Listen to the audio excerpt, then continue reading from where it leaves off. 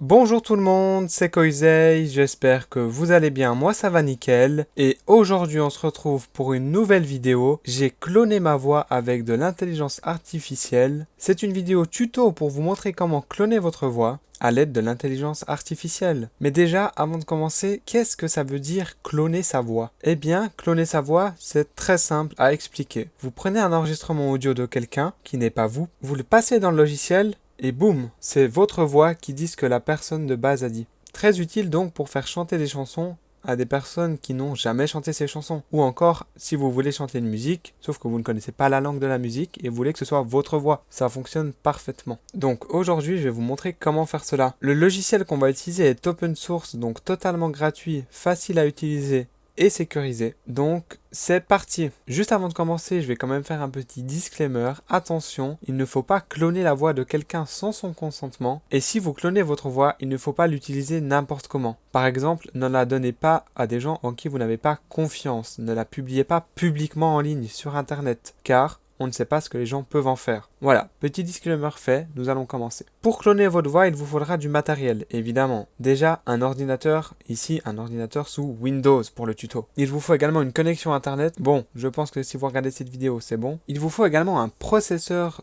assez puissant pour le clonage, donc pas non plus un Intel i9 de dernière génération, mais il faut un processeur quand même qui ne soit pas trop vieux, ainsi qu'une carte graphique assez puissante pour le clonage. Pas besoin de la toute dernière carte graphique RTX, mais il ne vous faut pas non plus une ancienne GTX 1050 par exemple. Voilà, les prérequis étant donnés, je vais vous montrer tout ce qu'il faut télécharger, il n'y a pas grand chose. Pour commencer, rendez-vous sur le site internet que je vous ai mis dans la description. Après avoir cliqué sur le lien que je vous ai mis dans la description, vous arrivez sur ce site internet. C'est un peu le GitHub de l'intelligence artificielle pour ceux qui connaissent GitHub. Donc, je vous recommande de télécharger le RVC Beta 0717, sauf si vous regardez cette vidéo vraiment longtemps après qu'elle soit sortie.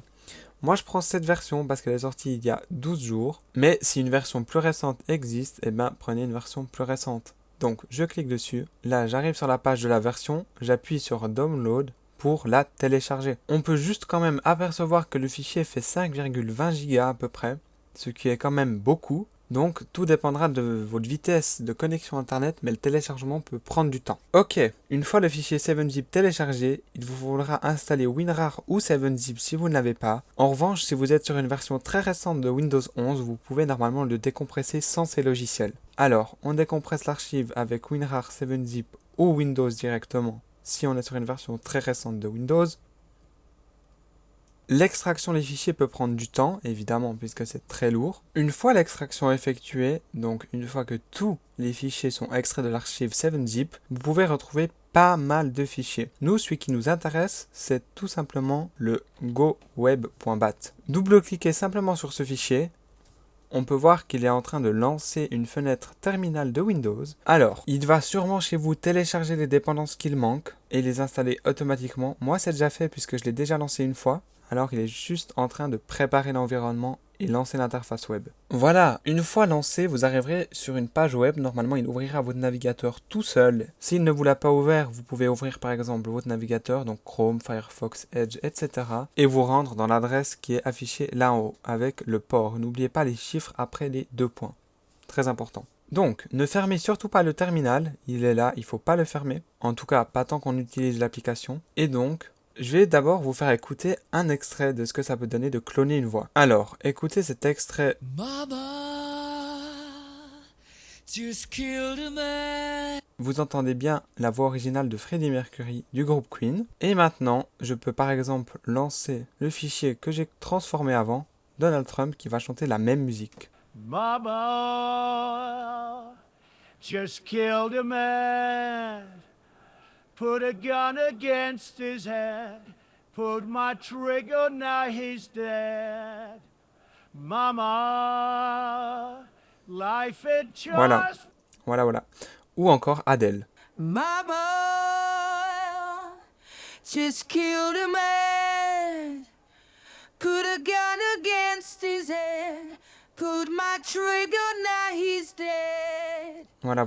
Et je vais vous montrer comment cloner une voix. Alors, de retour sur l'interface web, nous pouvons voir que nous avons plusieurs tabs. Donc ici, pour cloner la voix, mais ici pour entraîner le modèle de voix. C'est là que vous irez aller au tout début. Alors, comment on entraîne le modèle? C'est tout simple. On va partir du principe que vous voulez cloner votre voix. Il vous faut une quantité d'enregistrement de votre voix sans bruit de fond, sans musique de fond et sans interférence et de bonne qualité. Si vous avez l'intention de prendre par exemple des messages vocaux que vous avez envoyés sur WhatsApp ou que sais-je, très mauvaise idée. La qualité sera vraiment médiocre et la voix ne ressemblera pas du tout. Donc une fois que vous avez vos enregistrements de voix, vous allez déjà nommer votre voix. Donc par exemple, vous le nommez avec votre prénom ou votre pseudo. Moi, c'est la 3e fois que je le fais ici, donc je vais mettre un 3. Ensuite, c'est très important de sélectionner la V2, elle sera mieux. Ici, vous pouvez, suivant la puissance de votre processeur, choisir plus ou moins. Donc si ça crache, il faudra mettre moins. Mais normalement, par défaut, c'est par rapport à votre processeur, donc ça va. Et on va passer à l'étape 2A. Et là, c'est très important, il vous faut simplement mettre le chemin qui contient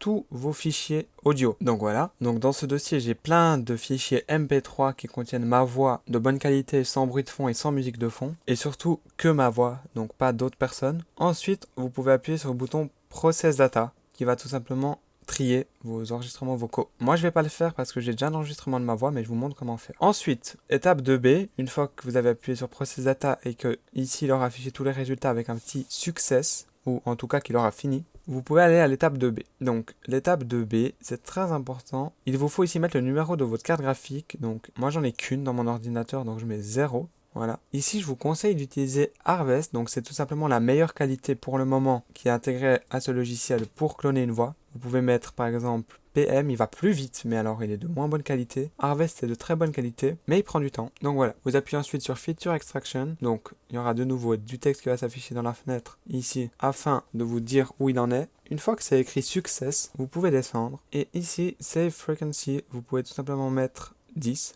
Moi, je vous donne les paramètres recommandés. Pour avoir plus d'infos, vous pouvez toujours lire la documentation en ligne. Ensuite, au total, alors, plus vous en mettez, plus votre modèle sera de bonne qualité. Mais il faut des enregistrements de bonne qualité aussi, hein. C'est pas que ça qui fait. Moi, le paramètre recommandé, c'est 200. Ça prend déjà pas mal de temps suivant la carte graphique que vous avez. Et ici, par exemple, pour ma carte graphique que j'ai là, on peut monter normalement jusqu'à 20. Mais bon, je vais mettre 15. Voilà. Ça va prendre moins de place sur votre disque dur si vous mettez oui ici. Donc, on va le faire. Ça, on laisse par défaut. Et ici, on met oui. Ici, on laisse tout par défaut. Là, vous remettez votre index de processeur graphique, donc c'est-à-dire votre carte graphique, donc toujours 0. On appuie sur Train Model. Donc le Train Model, je vous préviens, moi, il m'a pris des heures et des heures. Donc j'ai dû le laisser tourner des heures et des heures pour entraîner ma voix toute une nuit. Donc ça prend du temps. Ensuite, on appuie sur Train Feature Index. Donc une fois que Train Model, on est sûr qu'il soit fini, on appuie sur celui-là. Et normalement, vous aurez votre voix dans Modèle Inference. Donc vous pouvez aller dedans, faire un refresh. Et là, vous aurez votre voix une fois que vous l'avez entraînée. Donc justement, après avoir passé la nuit à laisser votre ordinateur allumé pour entraîner votre voix, vous la choisissez. Donc on peut voir déjà tous les enregistrements. Donc pourquoi il y en a plein? C'est parce que justement, on a mis oui pour enregistrer à chaque étape au cas où il y avait un problème. Donc on prend notre voix. Ici, on prend le modèle de notre voix. Tac. Ici, on donne le chemin du fichier qu'on veut. Donc moi, c'est tout simplement ça. Tac. Je lui donne. Et là, on peut changer la hauteur de la voix. Alors, plus on met haut, plus la voix donnera aigu, et plus on met bas, plus la voix donnera grave. Donc, par exemple, si c'est une personne avec une voix grave et que vous êtes une voix aiguë, par exemple, un homme et vous êtes une femme, eh bien, vous pouvez mettre ça à plus 12 pour mettre plus aigu, pour que ça ait du sens, parce que sinon, votre voix sera vraiment trop grave, comme si vous avez la voix cassée. Exactement, vous faites l'inverse si c'est une femme et que vous êtes un homme, c'est moins 12. Ensuite, vous pouvez appuyer sur le bouton Convert ici pour qu'il travaille, mais vous pouvez également modifier la qualité. Donc là, on a laissé en PM, donc ça va vite, mais la qualité sera mauvaise. Vous pouvez remettre Harvest pour une meilleure qualité, ou Crêpe, mais moi je préfère Harvest suivant les enregistrements. À vous de jouer avec ça. Vous pouvez appuyer sur Convert, et là vous aurez votre enregistrement de votre voix. Vous pouvez l'écouter en appuyant sur Play, ou le télécharger en allant dans les points et télécharger. Voilà, donc la partie là en bas, on va pas y toucher, nous, voilà. C'est si vous avez plein de fichiers que vous voulez changer sa voix, donc c'est pour de multiples fichiers, nous on va pas y toucher, vous pouvez le faire si vous voulez. Les autres onglets, donc il y a une FAQ, très intéressante si vous voulez mieux comprendre quoi choisir ou si vous avez des doutes, lisez la FAQ avant de chercher sur internet, il y a beaucoup de réponses, en tout cas il y a les plus importantes. Et ici, il y a l'outil qui permet de séparer la voix de l'instrument.